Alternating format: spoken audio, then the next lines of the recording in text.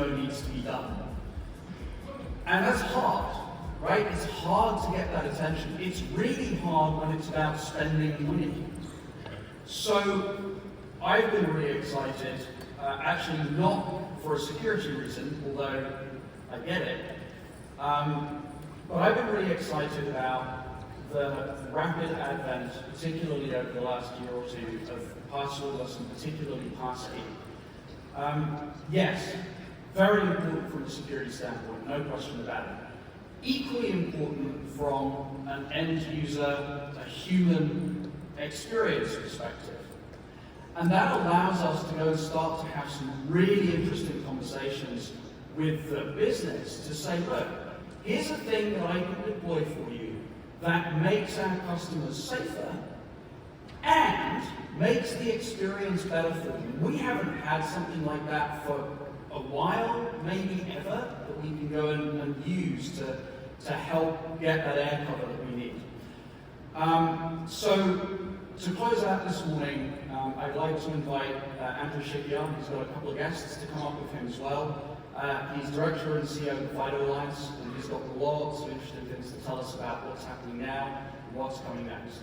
Please welcome Andrew Shikiar.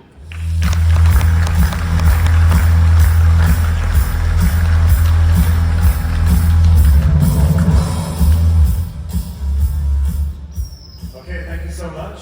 It's great to be back here on the big stage at Identiverse. As Andy said, my name is Andrew Shikiar. I serve as Executive Director and CEO of FIDO Alliance. I'm here to talk to you today about the power of Passkeys. Alongside some special guests, we'll give you a bird's eye view of what it means to help tens of millions of consumers or hundreds of thousands of employees shed the hassle, reliability of passwords. We're also going to talk a bit about what else is needed to fully protect the digital identity lifecycle. You know, Identiverse holds a special place in the hearts and minds of the FIDO community. I've greatly appreciated our partnership with Andre and Andy over the years, and more recently, of course, the CRA. But Identiverse has also served as an annual milestone of sorts for the Alliance over the past few years.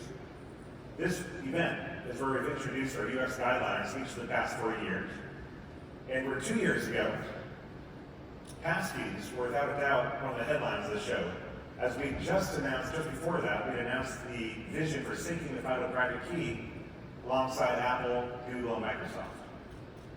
And since then, as Andy is alluding to, progress has been nothing short of phenomenal. Right, over 13 billion accounts can leverage Passkeys for signing. 20% of the world's top 100 sites support Passkeys as well. And remarkably, over half of consumers worldwide surveyed have enrolled a Passkey. Now bear in mind, it wasn't until January of 2023 that Passkey support was available across all operating systems. So that progress has happened in the past 17 months. And one reason why we're seeing this momentum is that Passkeys work, and they work extremely well. Right? For consumer services, we're seeing results like these, which all point to some common benefits. Better sign success rate in less time. Expanded revenue opportunities as part abandonment components. Reduced fraud. All with cost savings and better usability and better security in SMS OTP and legacy forms of 2FA. One last data point. For Identiverse, I saw this year we had over 15 sessions with Passkeys in the title. So we also feel very good about that, seeing the Identiverse community really embrace Passkeys, learn about Passkeys, and now I'm actually excited to have me talk about Passkeys and bring on my first guest, Mike Slaugh, Principal Security Engineer at Amazon, to talk about his experience deploying Passkeys to Amazon customers. Mike, thanks for joining us today.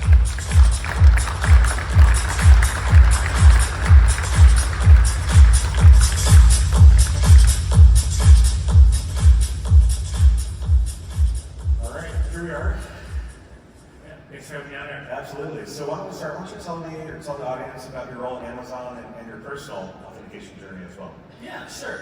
No problem. So as Andrew mentioned, my name is Mike Slaugh. I go by Mike because I don't go by my full name, Michael Slaugh, because if you say it slowly, it becomes my coleslaw.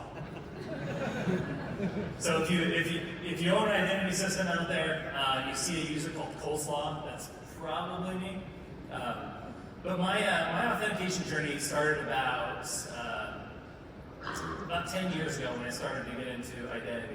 I worked at a financial services company, and I led the team that was responsible for consumer identity and authentication. And in that role, I'm a security guy at heart, and because authentication is a security function, but in that role, I did learn the importance of user experience and allowing customers to interact with your systems in a very seamless way. And then about 2 years ago, I made the choice to leave financial services and rejoin the tech sector. And at that point, the khaki apocalypse happened in my closets. I got rid of all my business casual clothes, put on a hoodie, and haven't taken it off since. At Amazon, I do a lot of the same stuff I did back at my other place, except now I do it at a worldwide level at the scale of billions of users. Thanks, Mike. So there have been several important milestones in FIDO's passkey trajectory, or arc, if you will. Amazon supported passkeys was definitely a huge one. So can you give a quick summary of what's that look like today? How's it going? Sure. Yeah. At Amazon, innovation is a huge part of our culture. So, way back in the day when we heard of this new authentication method that was secure, phishing resistant, easy to use, we were on board 100%. And so we started the development of that, and in Q4 of last year, we actually launched Passkeys to our consumer base worldwide.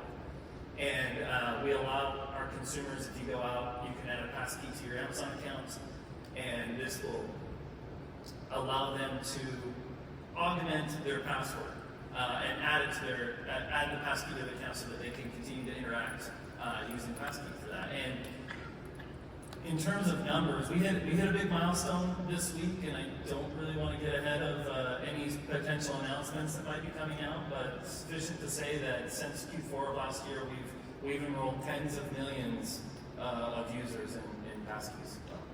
Well, one of the most important of the tens of millions is my mother. She was thrilled that she was a passkey assigned with Amazon, so it made her realize what I actually do for a living. So thank you for that. What were some of the challenges that you faced? I'm sure there were some bumps around. Yeah, not really huge challenges. We have a great team that was working on this, and they solved all the technical challenges. But there was a lot of topics that we debated around this. One, particularly like how much do we trust Passkey? Do we trust it as much as a password? Do we trust it more than a password? Do we trust it enough to call it MFA? So we had a lot of robust discussions around that. And where we landed on is that we were going to treat Passkeys for now as a password equivalent. So that anywhere that you could use a password, that you can also use a passkey. And then over time, we're going to gather data, and we're going to look at how people interact, how good and bad actors interact with passkeys, and then we're going to get the data to kind of make other decisions around, where we take passkeys from here. And we also looked at, trying to maximize how successful people are with that. But one challenge that we did run into is that there's a lack of information that comes back to us. When somebody doesn't complete a passkey login, the platforms aren't very open about telling us why. And so we've got to make a lot of inferences around, why did somebody not complete, that authentication. To us, it just looks like they just stopped, but we don't know if it was a biometric mismatch, was it something with the device, and things like that. So we've got to, figure out and put some intelligence around that so that we can ultimately make it better. Yeah, and this is similar to what I've heard from other consumer early adopters of passkeys. And as I mentioned, if you look at the broader timelines on this, we're talking about 17 months was being fully in market, and I know that some of the discussions we have inside the Alliance are how are the specs and how are the platforms able to address these issues over time. I think they will be addressed. Another thing, of course, that we do inside the FIDO Alliance, I've talked about our UX guidelines, and we provide that to the world, to service providers to help ensure optimal deployments. How have you looked at user experience and how have you tackled some of these challenges? Yeah, so we ultimately, our primary goal was to get passkeys into the hands of as many people as we could. did a lot of experimentation about what the best way for that to accomplish was. You know, you can support passkeys, you can put it out in your security settings, but not a lot of people will go out there and find it. You know, if you look at the universe of people who will go out to, you know, your security settings and see what new ways you have to authenticate, like that universe is in this room. So for everybody else, we had to try to figure out what's the best way to get them to enroll. And where we ended up settling on was kind of a post-sign-in nudge. You know, so once they signed in, and we saw that they used the password, and we could then nudge them a little bit and say, hey, here's this passkey, would you like to enroll? And I think the key for us was we wanted to make that experience as seamless as possible. We wanted them to be able to add a passkey and then quickly get back to their intended business. So we automated as much as we could with that process, and that ultimately drove a lot of our adoption for that. Yeah, our nudge, our conversion rate for the nudge was in the range of 35 to 45% based on, you know, the platform, the channel, and on all that. Yeah, that's fascinating. I think in general, the ones that we hear a lot of, there's a lot of learning as we go along, and a lot of sharing of best practices too. So how are you? How's Amazon measuring success here? So really, we're looking at three primary measures that you know we're monitoring over time. The first we talked about was, you know, number of adoptions, number of enrollments that are out there. We're seeing good success there. Like I said before, tens of millions of users are enrolling. Our second one is that we really wanted to see of those users who added a passkey to their account, how many of those users really were using that passkey when they came back the next time to log in. And that metric for us is it's going to take a while for us to really see that data, because if you look at it, once you sign in to your Amazon account, we don't really make you sign in every time when you come back. So, you know, Rings of Power Season 2, that's like seamless right into watching that, no sign in necessary, as long as you pass, you know, our security projects. And so somebody may add a passkey to their account, and we may not see them log in for, you know, some time later. And so that measure is going to kind of develop over time, and we're watching that pretty closely. But we also wanted to look at the conversion rates. So how much better are people at logging in when they use a passkey versus when they use a password? And this is where we were really surprised and really pleased about that. We saw a 15-point increase. 15 point. Yeah, in the number of, in the comparison of people who sign in with passkeys versus people who sign in with passwords. And you know, even when you're not dealing at the scale of Amazon, like 15 points is huge. Like imagine delivering 15 points more worth of people who are through authentication, delivering those to your business and allowing them to interact with your products and services. Well, especially coming out of Amazon that runs in pretty narrow margins, a 15% increase in sign-ins, that's very meaningful. Right. Yeah, that's great. Right. And so, I mean, this kind of sells itself at that point. If you're looking to try to get something funded around, you know, hey, I want to develop passkeys, you know, you can go to any business leader and say, look, I can deliver 15 points worth of more authenticated users to you to do business with you, but I need to get funding for this. Like that's an easy sell. You could, I hope everybody's taking notes here. That's fantastic. So, you know, and all this has happened in the past 6 to 9 months. Tens of millions of users, tons of progress, great data. So what's next? So, full steam ahead on increasing the breadth and depth of our enrollments, looking at getting people to use passkeys more, you know, and eventually we're going to get to the point where, you know, we go true passwordless, and instead of just adding a passkey to your account, you're going to replace your password with your passkey. And I think that's when we'll hit that inflection point. That's awesome. With it, yeah. Okay. Mike, thanks so much. Let's do Mike a hand. Thank you.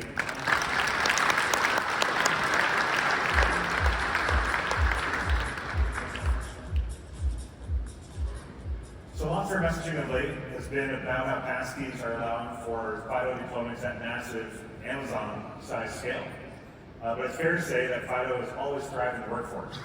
From the earliest days of Google deploying U2F keys to prevent phishing, attacks to enterprises today of all sizes, using passkeys to protect an increasingly distributed workforce.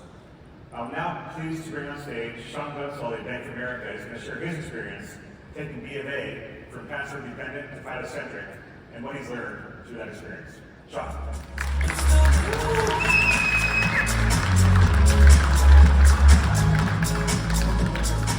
All have fans, all right. So Shawn, tell me about your role at B of A and some background on when the company's FIDO journey began and how it's been going. So I stepped into this role. I had the role of being responsible for all of the enterprise authentication for Bank of America. So all of our enterprise users globally. I stepped in this role when COVID hit. We had to go remote. We faced the same problems that everybody faced during that time, which was we had a workforce that had a lot of physical controls that we could no longer count on for every part of our function. So we started our journey to FIDO based on security. We wanted to have better security. We started where we were. We had multi-factor authentication. We scaled down. We said, oh, this is good. And then we realized that the threat landscape of multi-factor authentication is still there, right? And so that's where we went to FIDO, right? Having a non-shareable credential has substantially changed our security posture. That's great. So, based on our prior conversations, I think you learned a lot along the way. What are some of the big aha moments that you've had? Well, so I think one of the big aha moments is the communication of this is extremely difficult, right? So, and it's been talked about constantly. Even here this week, I've heard like everybody talking about the communication, but how you present this to your user base is incredibly important. How you present it to executives, the help desk, all of these things. So we started off with saying, oh, okay, we're going to launch passwordless. It's going to be great. We launched passwordless. We're a big institution, so we can't launch it everywhere at one time. We launched it in this corner. We got a couple of people that adopted, and they said it's broken because I'm still using passwords in this other area. So this must not be working. And we quickly realized that the word password is such a crazy expectation to our users, right? The crazy expectation to our users was passwords are just gone, right? And so we're like, okay, well, maybe we want to find, passwords. So we decided, okay, let's call it FIDO. And what we quickly realized is nobody knew what FIDO was. Absolutely nobody. So we need to change the title of the session and the title of our alliance, it sounds like. Well, I don't know about that, but I do know that it's incredibly important how you communicate this and what the security is behind it, what the usability is behind it. All of these aspects are really important as you roll this out. So we kind of like searched our core, right? We're a financial institution. Risk is very important to us. So we deep down, we all care about security, and we ended up just calling it enhanced security MFA. And it seems silly, but it didn't set a user expectation that we couldn't accomplish immediately. We didn't call it a protocol that was beautiful, but nobody knew what it was. And we couldn't call it Passkeys because that has another thing.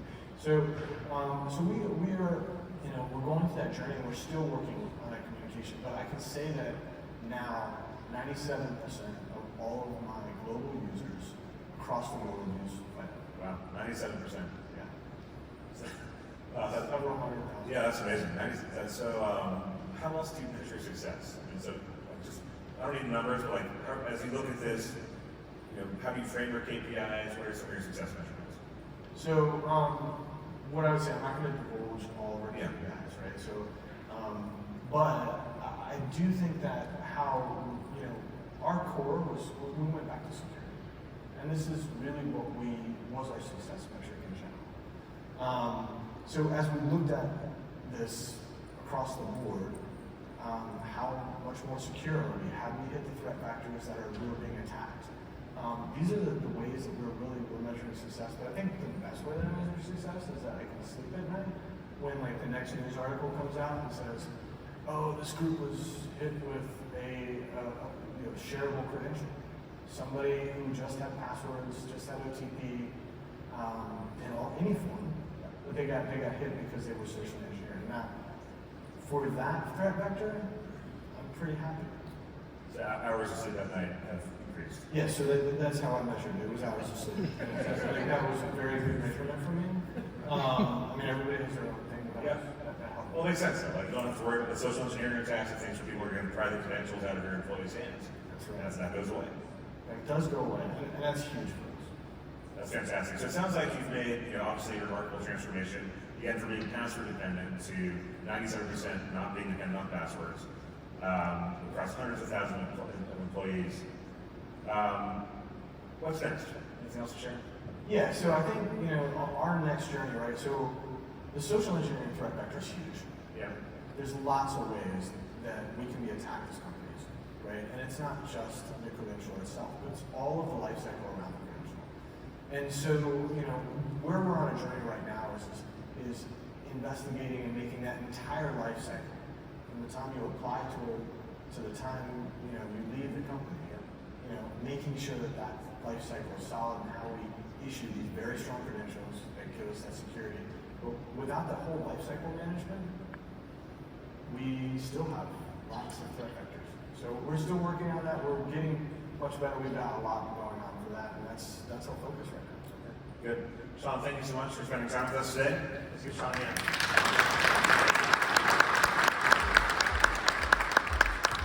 Shawn's last point wasn't just solid, it's also a nice segue as we think about how do we harden the entire credential life cycle. And Ashish touched on this as well, right? And so last year I came on stage and talked to you all about the inevitability of passkeys, which is something I firmly believe. We just heard about the usability benefits and the security benefits that passkeys bring. And passkeys positions to replace passwords at massive scale and absolutely will do so. And reducing the world's reliance on passwords is at the core of FIDO's mission, so we as an alliance are thrilled with its overall trajectory.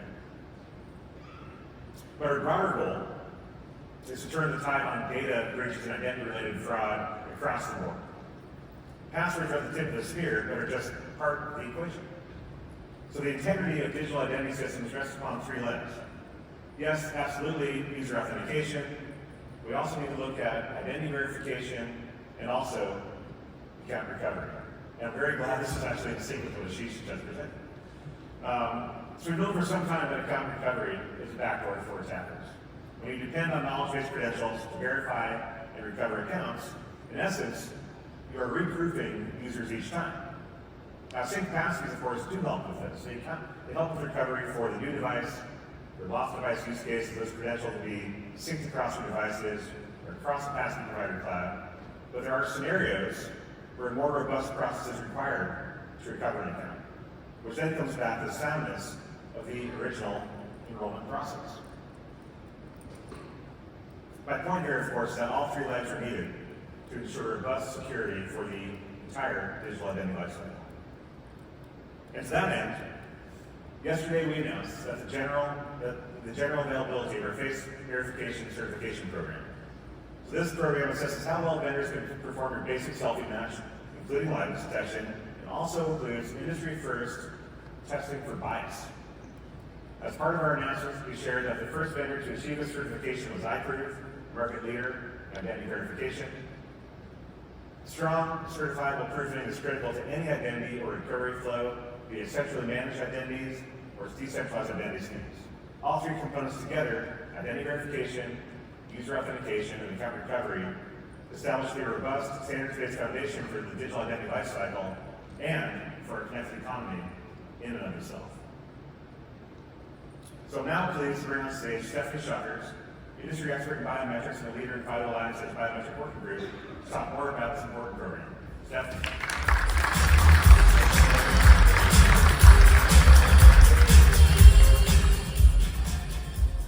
You got your own monitor?